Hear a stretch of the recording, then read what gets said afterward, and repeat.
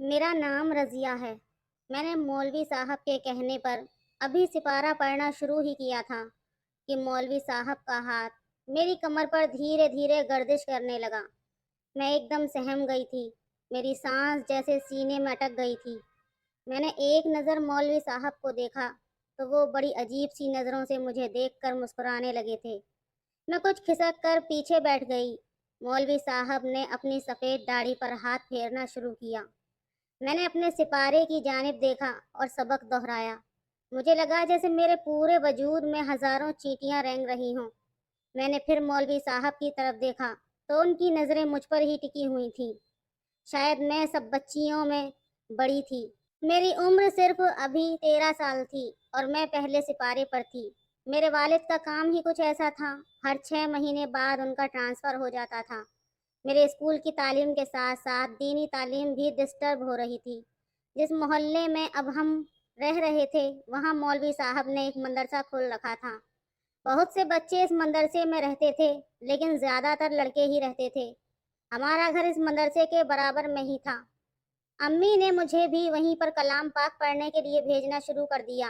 पहले तो मौलवी साहब ने बड़ी शराफत दिखाई थी, लेकिन जब से मैंने वो दिल दहला देने वाला मंजर देखा था, उसके बाद से मौलवी साहब की अजीबो गरीब हरकतें मेरे साथ शुरू हो चुकी थीं। कभी सबक देते हुए वो मेरा हाथ पकड़ लेते, कभी मेरे रुखसार छूने लगते, कभी मुझे अपने पास बिठाकर मेरी कमर को सहलाने लगते। मैं इन हरकतों से बेहद परेशान होकर रह गई थी। मेरा मसला ये था कि मेरी वालिदा ने मुझे कभी भी गुड टच और बैड टच के बारे में नहीं बताया था, और ना ही कभी ये कहा कि कोई तुम्हें ऐसे छुए तो चिल्लाना शुरू कर देना या सख्ती से पेश आना। ये हर बात मेरी माँ को बतानी चाहिए थी। मेरे ख्याल से जिस मुआशरे में अब हम रह रहे हैं, अपनी माँओं को बच्चों की तरबियत करते हुए इन बातों का भी ख़ास ख्याल रखना चाहिए। लेकिन मेरी वालिदा की तो सोच ही बड़ी अजीब थी। मैं ऐसी बातों से बहुत जल्द घबरा जाती थी। मैंने अम्मी से भी कोई जिक्र नहीं किया था। बस एक दिन तंग आकर घर जाकर ये कह दिया कि मुझे मौलवी साहब से नहीं पढ़ना।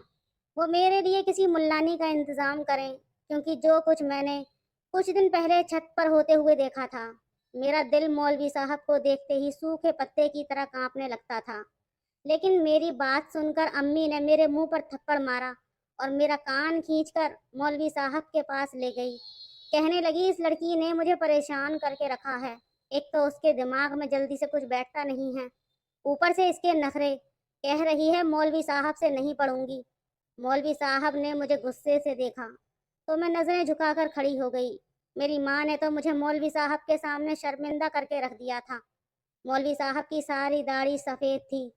मौलवी साहब 60 या 65 साल से कम के नहीं थे। जाहिर है मेरी माँ क्यों उन पर शक करती। वो कहने लगे, बेफिक्र हो जाओ बहन जी, नाफरमान बच्चों को तो मैं 2 घंटे ज़्यादा बिठाकर खास तवज्जो से पढ़ाता हूँ। बस चंद महीने में तीर की तरह ठीक हो जाएगी। उनकी तेज़ आवाज़ पर मेरा दिल दहल उठा था।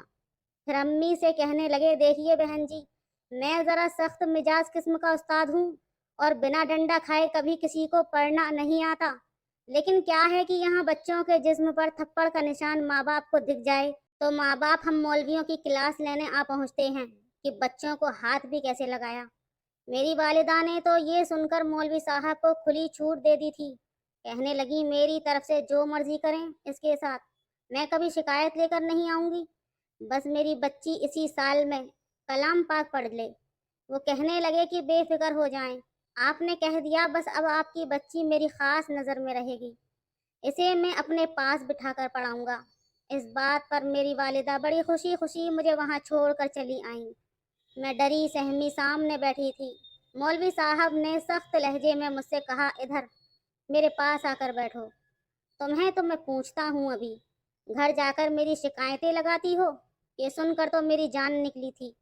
मैंने नाम में सिर हिलाया। मैंने कहा, मैं यहीं बैठकर पढ़ूंगी। मेरी बात पर तो उन्होंने मुझे ऐसे लताड़ा कि मैं कांप कर रह गई थी। डर के मारे उनके पास बैठ गई। जैसे ही मैं उनके पास बैठी, वो मेरे करीब आकर कान के करीब सरगोशी से बोले, आइंदा अगर मेरी कोई भी बात घर जाकर बताई तो तुम शायद जानती नहीं हो मैं क्या कर सकता हूँ तुम्हारे साथ। तुम्हारी माँ मुझे कुछ भी नहीं कहेगी, उल्टा तुम्हें ही मारेगी। देख लिया तुमने, आज तुम्हारी माँ ने तुम्हारी एक ना सुनी اور میری بات مان لی۔ مولوی صاحب کی بات سچی تھی۔ پھر میں تھی بھی کم عمر، اس لیے یہ بات اپنے پہلو سے باندھ لی کہ امی سے کچھ نہیں کہنا، ورنہ مولوی صاحب نہ جانے میرے ساتھ کیا برا سلوک کریں گے۔ بدلے میں میری امی بھی مجھے تھپڑ ہی ماریں گی۔ اس دن کے بعد سے تو مولوی صاحب کی گستاخیاں اور بڑھتی جا رہی تھیں۔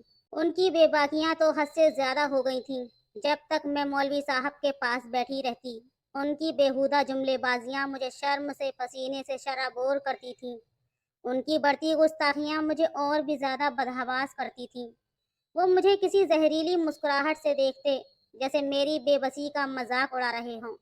میں گھر آتی اور آتے ہی کمرے میں جا کر پھوٹ پھوٹ کر رونے لگتی، لیکن امی سے کچھ نہ کہتی، کیونکہ میں جانتی تھی کہ ایسا کہنے کا کوئی فائدہ نہیں ہے۔ مجھے یاد آنے لگا کہ چند دن پہلے میں نے چھت پر کیا دیکھا تھا۔ اس رات کو جو ہوا تھا وہ میرے ہوش اڑانے کے لیے کافی تھا۔ گرمیوں کی راتیں ہم لوگ چھت پر سو کر گزارتے تھے۔ چھت پر لائن سے سب کی چارپائیاں بچھی ہوئی تھیں اور اسٹینڈ فین لگا کر ہم سو جاتے تھے۔ میں بہن بھائیوں میں سب سے بڑی تھی۔ باقی میرے دو بھائی مجھ سے کافی چھوٹے تھے، ایک 4 سال کا تھا اور دوسرا 8 سال۔ میں رات کو اپنی چارپائی پر گہری نیند سو رہی تھی جب مجھے کسی کی سسکیوں کی آواز سنائی دی۔ اس وقت کون ہو سکتا تھا؟ میں نے اٹھ کر پوری چھت کو دیکھا، لیکن سب ہی بے اختیار سو رہے تھے۔ مجھے وہ آواز برابر والی چھت پر سے آ رہی تھی، جہاں مولوی صاحب کا مندرسہ تھا۔ چھت پر بس ایک ہی کمرہ تھا، جس کی کھڑکی کھلی ہوئی تھی اور ایک مدھیم سی روشنی اس کمرے میں جل رہی تھی۔ سسکنے کی آواز بھی اسی کمرے سے آ رہی تھی۔ میرا دل دھک سے رہ گیا۔ بھلا اس وقت چھت کے کمرے میں کون یوں دبی دبی سسکیوں سے رو رہا تھا؟ کیونکہ مندرسے کے رہائشی کمرے تو نیچے کے پورشن میں بنے ہوئے تھے۔ چھت پر تو کوئی بھی نہیں جاتا تھا۔ مجھے تو یہی گمان ہوا کہ شاید کسی بھوت پریت کا چکر نہ ہو۔ اسی سوچ نے مجھے کانپنے پر مجبور کر دیا تھا۔ میری امی کی چرپائی میرے بالکل برابر میں تھی۔ میں نے امی کا ہاتھ زور سے پکڑ لیا اور آیت الکرسی کو پڑھنا شروع کر دیا، لیکن وہ سسکیوں کی آواز مجھے مسلسل آ رہی تھی۔ میں نے زور سے اپنی آنکھیں بھینچ لی اور سونے کی کوشش کرنے لگی۔ اگلے روز جب میں مندرسے میں گئی تو مولوی صاحب بادام ملا دودھ نوش فرما رہے تھے۔ کہنے لگے، رات بھر وظیفہ کرتا رہا ہوں، بہت کمزوری محسوس ہو رہی ہے۔ ایک تو یہ جنات کے بچے بھی بے حد پریشان کرتے ہیں۔ اس وقت بہت سی عورتیں اپنے بچوں کو ناظرے کے لیے چھوڑنے آئی تھیں۔ مولانا کی بات سن کر بڑی متاثر نظر آ رہی تھیں۔ ایک عورت کہنے لگی، تبھی تو مولوی صاحب آپ کی چھت پر کسی کی سسکیوں کی آواز آ رہی تھی۔ یہ سن کر میں بھی چونکی تھی۔ اس کا مطلب وہ آواز صرف مجھے ہی نہیں آئی تھی۔ مولوی صاحب کہنے لگے، جنات کے بچے کی تھی۔ میں نے وظیفہ شروع کیا کہ مجھے تنگ کرنے پہنچ گئے۔ میں نے انہیں باندھ دیا، بس پھر کیا، ان کی سسکیوں نے میرے ساتھ ساتھ آپ لوگوں کو بھی پریشان کر دیا۔ بات صرف یہیں تک ہوتی تو افسوس نہ ہوتا، لیکن کم وقت جاتے جاتے میرے ایک شاگرد کو مار پیٹ کر گئے ہیں۔ بیچارہ آج بخار میں پڑا ہے۔ مولوی صاحب کی بات سن کر وہاں موجود خواتین خوف زدہ ہو گئی تھیں۔ مولوی صاحب کہنے لگے، آپ لوگ پریشان نہ ہوں، میں نے سمجھا دیا ہے کسی کو نقصان نہیں پہنچائیں گے، لیکن اگر کسی کو رات کو رونے سسکنے یا مدد کے لیے پکارنے کی آواز آئے تو اس پر زیادہ توجہ مت دینا، ورنہ وہی ہوگا جو میرے شاگرد کے ساتھ ہوا، کیونکہ وہ بھی رونے کی آواز سن کر کمرے میں آ گیا تھا۔ یہ سن کر تو سبھی عورتیں گھبرا گئی تھیں۔ ڈر تو میں بھی گئی تھی، کیونکہ سسکیوں کی آواز تو میں نے بھی سنی تھی۔ وہ خواتین باہر چلی گئیں۔ رات کو پھر سے مجھے وہ سسکیوں کی آوازیں آنے لگیں۔ اس بار تو میری ہمت بھی نہ ہوئی کہ آنکھیں بھی کھولوں۔ میں نے چاروں کل پڑے اور سونے کی کوشش کرنے لگی، لیکن اس کے بعد جو کچھ میری آنکھوں نے دیکھا وہ دیکھ کر میرے ہوش اڑ گئے تھے۔ میں خوف زدہ سی ہو کر رہ گئی تھی۔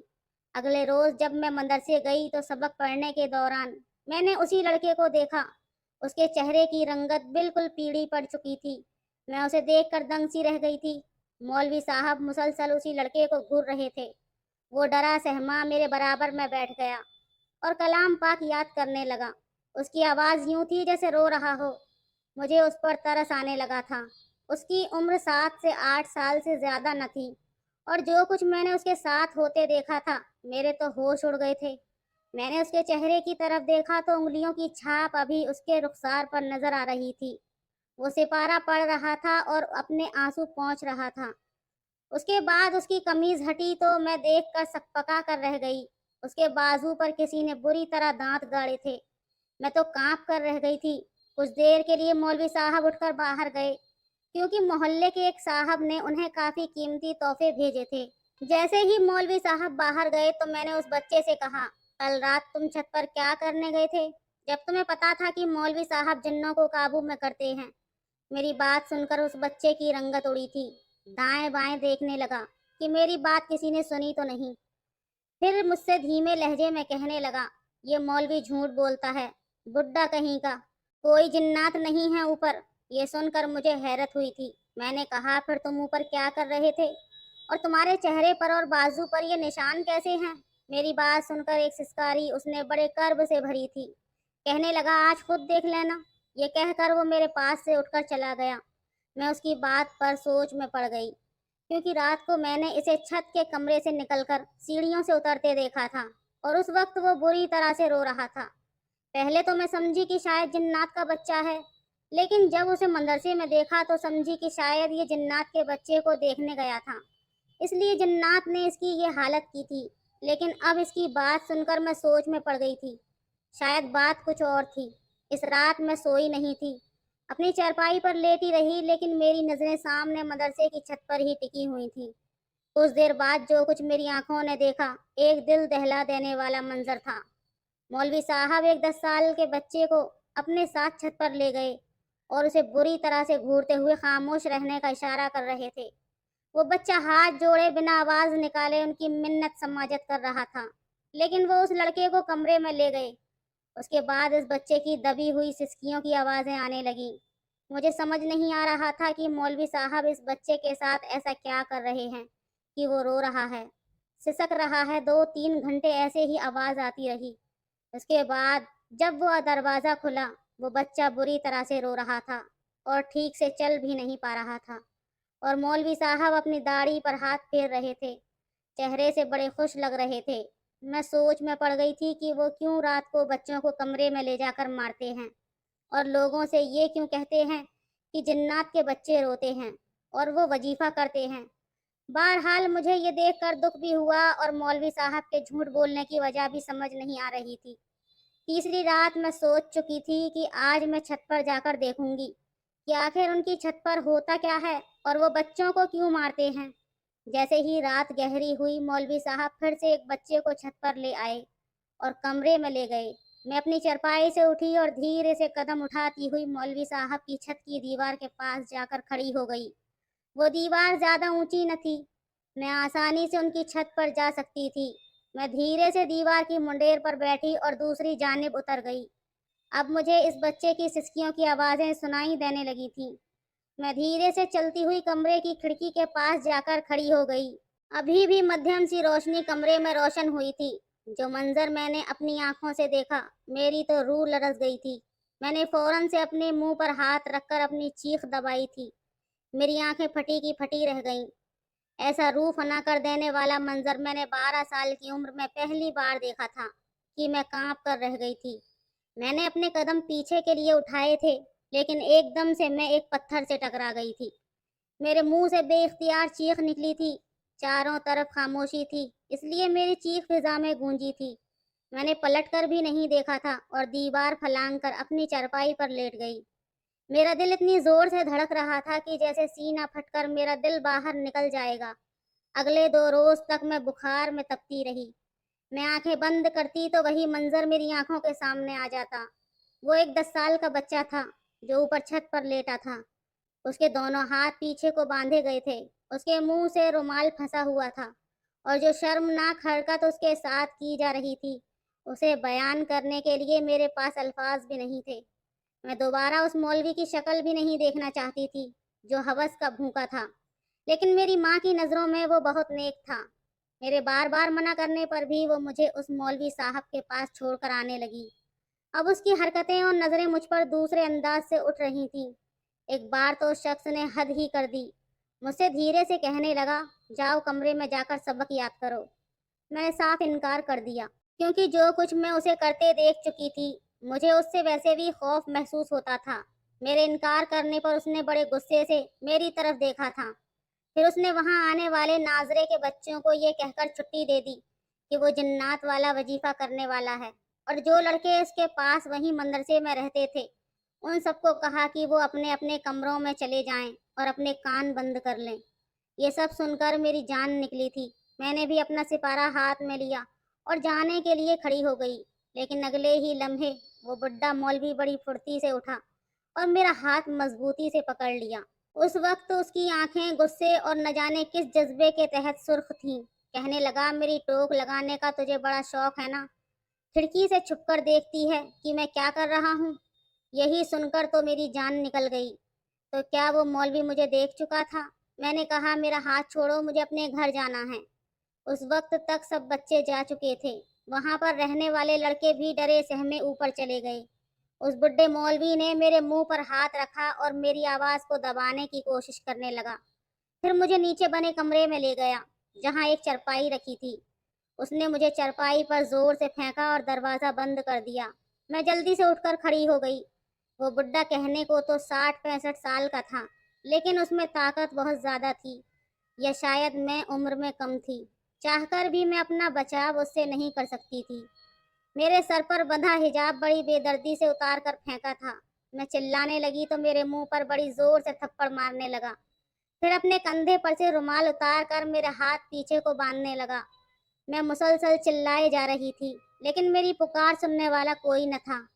दिन के वक्त में भी मेरी चीख पुकार पर मेरी मदद को कोई न पहुंचा।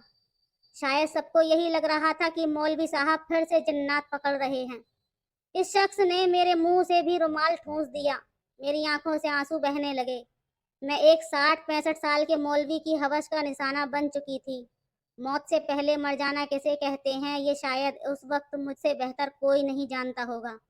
मुझे लगा अब मैं जिंदा नहीं बचूंगी, और काश कि मैं जिंदा ना बचती, सच में मर जाती। मैं बेहोशी की हालत में एक चरपाई पर पड़ी थी और वो शख्स मुझे धमका रहा था कि मैं अपनी जुबान ना खोलूं। मैं यूं थी कि बेजान वजूद।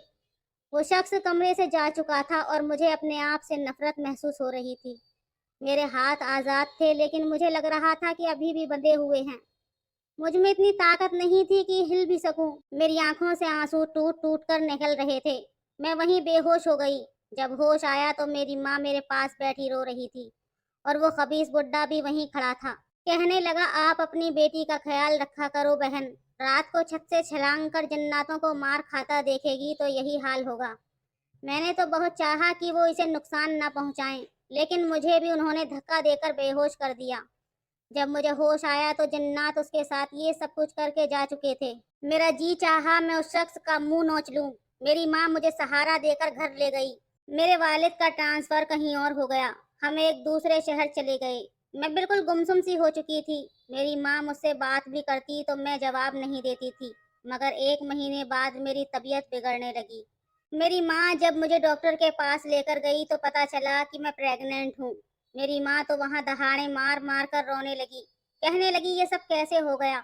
मैंने नफरत से अपनी माँ की तरफ देखा। मैंने कहा, आपको मुझ पर जरा भी एतबार नहीं था। अम्मी, उस खबीस मौलवी पर था। आप उसकी बात को सच्चा और मेरी बात को झूठा समझती थी। उस दिन मुझे जिन्नात ने नहीं, उस बुड्ढे ने अपनी हवस का निशाना बनाया था, लेकिन आपको कुछ भी नजर नहीं आया। अरे माँ तो अपनी बेटी की आंखों से ही पढ़ लेती है, जान जाती है कि बेटी को क्या चीज परेशान कर रही है। आपने तो उस मौलवी की बात को सच समझा। मेरी माँ की आंखें उस वक्त खुली जब मैं मुकम्मल बर्बाद हो चुकी थी। मैं जिस कदर कम उम्र थी, मेरा अबॉर्शन करवाना नामुमकिन था। मेरी जान भी जा सकती थी। मेरी माँ ने पूरे 9 महीने का अरसा मुझे घर के बाहर नहीं निकलने दिया, लेकिन मैं बेहद कमजोर हो चुकी थी, इसलिए एक मुर्दा बच्चे को जन्म दिया। मेरी माँ ने उसे इसी शहर में दफना दिया था। जिस कच्चे घर में हम रहते थे, मेरी बाप को मेरी माँ ने हवा भी न लगने दी। कुछ वो काम के सिलसिले में घर पर ही कम रहते थे। मैंने दोबारा से तालीम का सिलसिला शुरू कर दिया। जब मैंने पुलिस की जॉब की ख्वाहिश जाहिर की, मेरी माँ ने साफ इनकार किया, लेकिन मेरी भी जिद थी कि मैं पुलिस की ही जॉब करूंगी। अब्बू ने कुछ नहीं कहा। मैंने भी जी जान लगा दी। पुलिस की ड्यूटी ज्वाइन की। अपनी मेहनत और ईमानदारी से मैं बहुत जल्द अपने सीनियर्स की नज़र में अपना मकाम बना चुकी थी। लेकिन जब भी मेरे पास एक ऐसे मौलवी का केस आता जो कुरान पाक की तालीम के बहाने बच्चे बच्चियों के साथ गलत काम करता था, मैं उसका रिमांड खुद लेती थी। उसे मारते वक्त मेरे सामने उसी बुड्ढे का चेहरा नजर आता था। फिर तो मेरा डंडा एक लम्हे के लिए भी नहीं रुकता था। एक बार एक लड़की के साथ एक मौलाना ने ज्यादती की, जिसकी वजह से वो प्रेग्नेंट हो चुकी थी। मैंने उस मौलवी को अच्छी तरह से धुन कर रख दिया था। उस बच्ची की माँ बहुत रो रही थी। मैं उसे तसल्ली देने लगी कि जब उस लड़की का दादा रोता हुआ वहां पहुंचा। 80 साल के बुड्ढे को देखकर मेरे होश उड़े थे। 15 साल बाद मैं उसे देख रही थी। उस 80 साल के बुड्ढे को देखकर मेरी अजियत जैसे फिर से नई हो गई थी। वो वही बुढ़ा शख्स था जिसने मुझे बर्बाद किया था और आज मुझसे अपनी पोती के साथ हुई ज्यादती के लिए हाथ जोड़कर मिन्नत समाजत कर रहा था। मैंने कहा कि आपको पूरा यकीन है कि उस मौलवी ने ही आपकी पोती को बर्बाद किया है। हो सकता है किसी जिन्नात ने उसे हवस का निशाना बनाया हो।